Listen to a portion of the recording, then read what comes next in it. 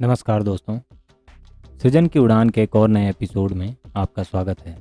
सनातन धर्म में त्रिमूर्ति का एक महत्वपूर्ण रूप महेश्वर या महेश, जिन्हें भगवान शंकर भी कहा जाता है।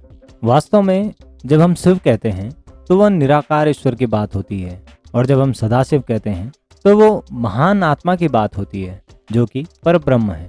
और जब हम शंकर या महेश या महेश्वर कहते हैं तो वो सती या पार्वती के पति महादेव की बात होती है।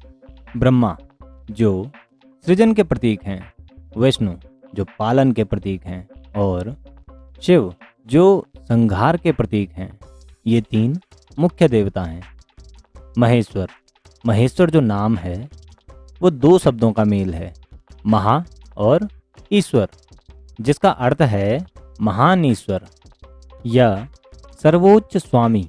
कहीं कहीं इसका अर्थ माया के अधीश्वर के रूप में भी लगाया जाता है, अर्थात जो महामाया के भी स्वामी हैं। दोस्तों, शैव संप्रदाय में महेश्वर पूर्ण हैं और निर्माता, संरक्षक और विध्वंसक के रूप में कार्य करते हैं। उनके 1000 से अधिक नाम हैं।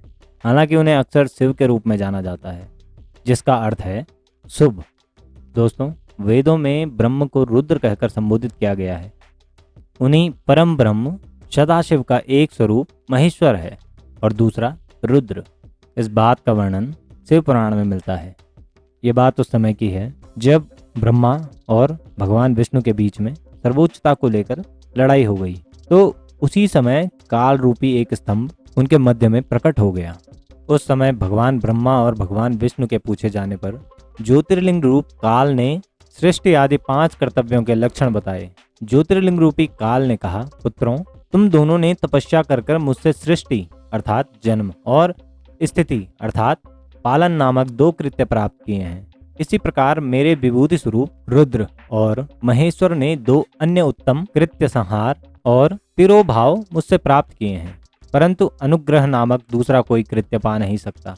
रुद्र और महेश्वर दोनों ही अपने कृत्य को भूले नहीं हैं, इसलिए मैंने उन्हें अपनी समानता प्रदान की है। भगवान सदाशिव कहते हैं, ये दोनों रुद्र और महेश मेरे जैसे ही वाहन रखते हैं, मेरा जैसा ही वेश धरते हैं और मेरे जैसे ही इनके पास हथियार हैं। वे मेरे रूप, वेश, वाहन, आसन और कृत्य में भी मेरे ही समान हैं।